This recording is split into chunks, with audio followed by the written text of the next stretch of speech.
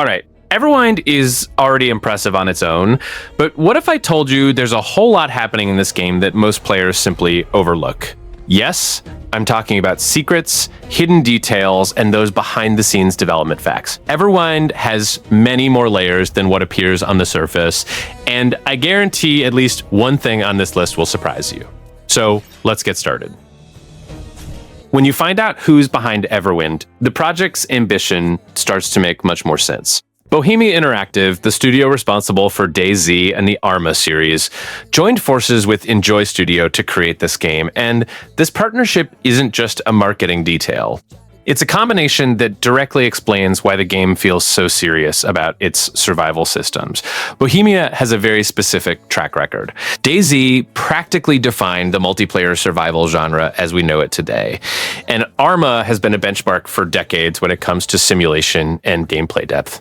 Bringing that expertise to a game with a voxel aesthetic is a clever and somewhat unexpected choice, as these are two worlds that rarely meet. What gets me excited about this partnership is precisely the contrast it creates. Enjoy Studio provides the more artistic and accessible visual identity, while Bohemia ensures the systems underneath are truly robust. It's like having the best of both worlds, a beautiful and inviting game on the outside, but with a depth of survival and multiplayer that few games of this style can deliver. And this completely changes the expectations you should have for Everwind. We're not talking about just another casual voxel game to pass the time. With Bohemia on the project, you can expect multiplayer with real-weight survival systems that respect you as a player, and an experience built by people who know exactly what it means to create genuine tension in an open world.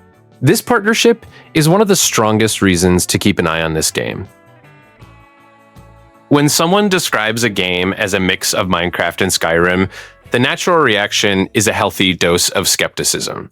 This is exactly the type of grandiose comparison that developers use to generate hype without necessarily delivering. But in the case of Everwind, this description didn't just come from marketing. It came from the community that tested the game, and that significantly changes the weight of the claim. The Minecraft part makes immediate sense. The voxel system, the building, the freedom to modify the world around you, all of it carries the DNA of the most influential game in the genre. However, Everwind isn't trying to be a clone. It's using that foundation as a starting point to build something with more layers. It's like taking the most solid foundation in the construction genre and erecting something different on top of it. The Skyrim influence is where things get more interesting to me. Bringing the spirit of exploration and the combat system of one of the most iconic RPGs in history into a voxel world is an ambition few studios would have the courage to take on. Skyrim created that unmistakable feeling of always having something new waiting for you beyond the next horizon. And if Everwind can capture even half of that, it will already be something special. What this combination represents in practice is a game that wants to serve two types of players at once. Those who love to build and shape the world, and those who want an adventure with real combat, lore, and exploration. If the developers can balance these two identities without sacrificing one for the other, Everwind could be one of those games that emerges once a generation and redefines what a genre can be. If you grew up playing Minecraft like I did, you know that feeling of looking at a giant dirt block and thinking this could be so much better. Well, Everwind arrived with exactly that proposal. The game uses a voxel system with much smaller and more detailed blocks than the classic cubes everyone knows, and the visual difference is striking from the first second you step into the world. But it doesn't stop there. What really impressed me was learning that this entire world is fully destructible, and we're not talking about superficial destruction. The physics here are genuinely more complex, so when you bring down a structure or excavate the terrain, the environment reacts in a way that feels much more organic and real than most building games I've played. And the lighting, man, that changes everything. With smaller blocks and an advanced light system, shadows and reflections create an atmosphere that completely transforms the game's visual experience. It's the kind of detail that seems small on paper, but in practice, it makes you stop playing just to stare at the scenery for a few seconds. The most curious part is that even with all this complexity, performance was maintained at a decent level. Usually, when a game features advanced physics and detailed lighting in a destructible world, you already expect your PC to turn into a frying pan. The fact that Everwind manages to balance all of this is honestly one of the most impressive things behind this fact. One of the things that caught my attention most was realizing the map isn't just a standard open world. The game is built upon floating islands scattered at different altitudes and biomes, and this completely changes how you think about exploration. There isn't one right direction or an obvious path. You literally need to look up, down, and sideways all the time. Exploration here is divided into 3 very distinct layers. You'll explore by land on the islands, dive through the areas below in the sea, and fly through the sky using an airship or a glider.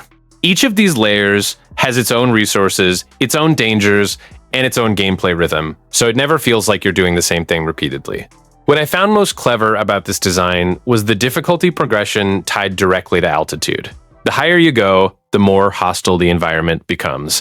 The cold starts to be a real problem, enemies get more aggressive and stronger, but in return, the resources you find up there are much better. It's that classic risk versus reward trade-off that every good exploration game needs to have. And the detail that truly makes this shine is that you need to manage resources while thinking about these 3 dimensions at the same time. You can't just fly up without preparing, because up there, the game will exact a price. This creates a genuine tension in exploration that few open world games manage to maintain. And it's precisely this kind of detail that makes me want to spend hours exploring every corner of this world.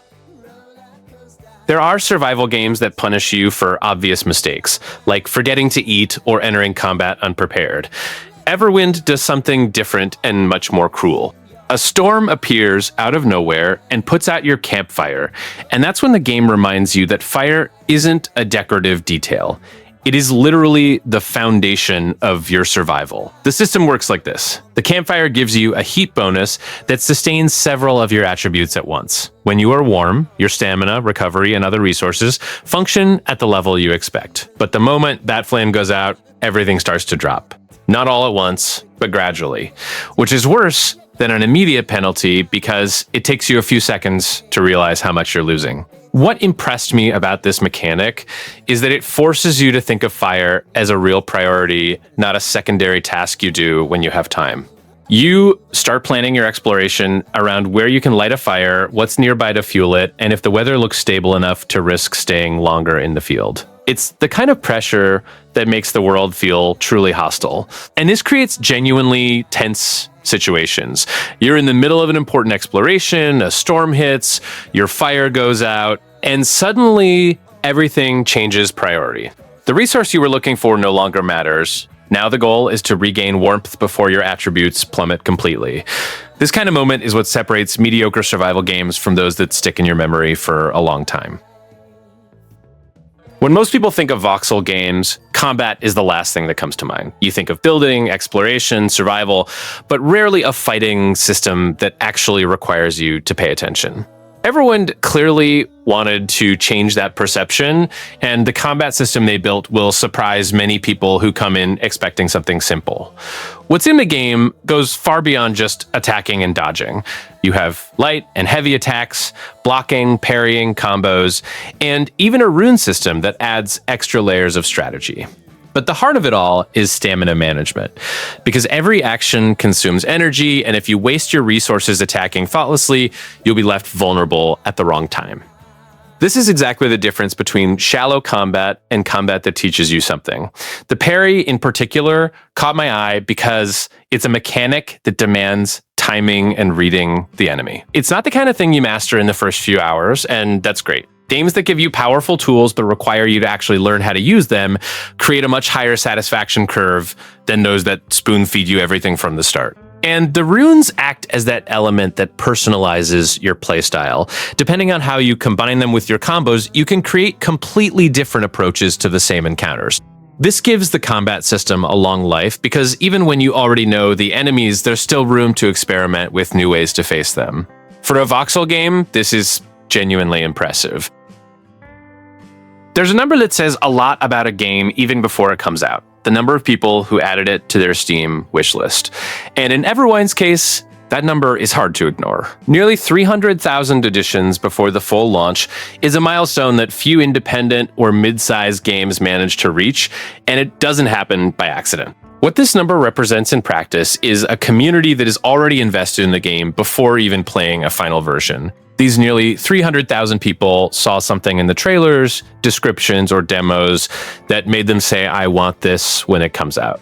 In a market where new games appear every week and player attention is constantly contested, reaching this level is a real sign that Everwind's proposal is resonating with the right audience. What impresses me is that this interest was built on a concept that blends things the market already knows, like voxels and survival, but with an execution that clearly feels different enough to generate genuine curiosity. It's not empty hype. It's the kind of expectation that arises when people watch the gameplay and can visualize hours of fun there.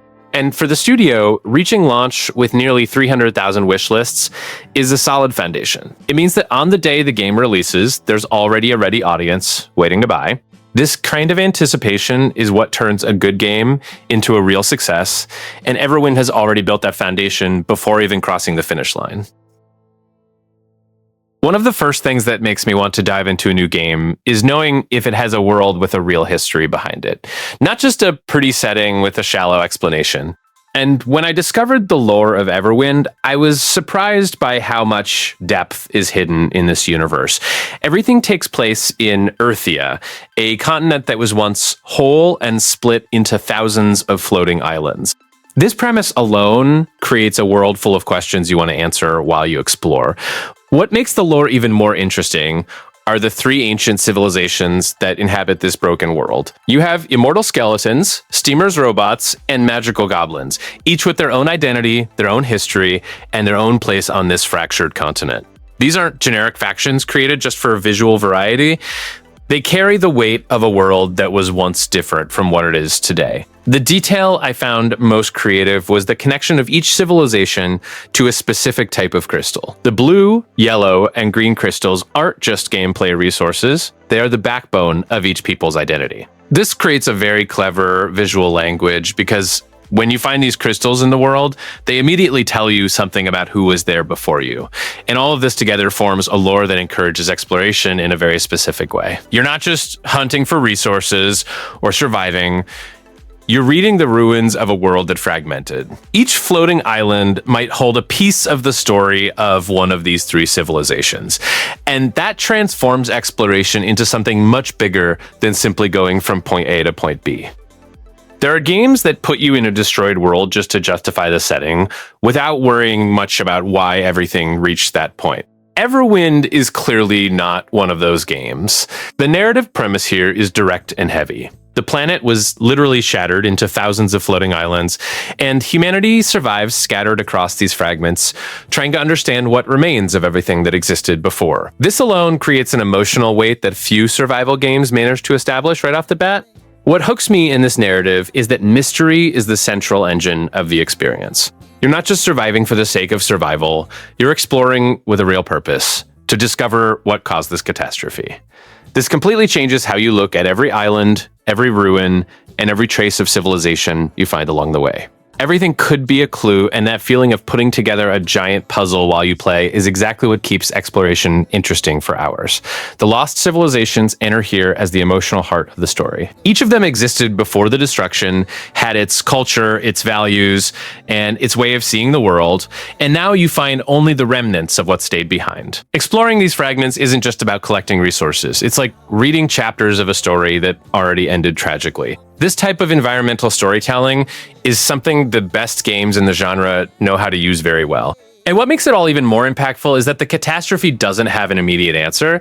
The game doesn't hand you the explanation at the start and tell you to play. You need to search, connect the dots, and reach your own conclusions throughout the journey. For me, this is the kind of narrative that makes a game last in your memory long after you've finished playing, because the story builds alongside your experience in the world.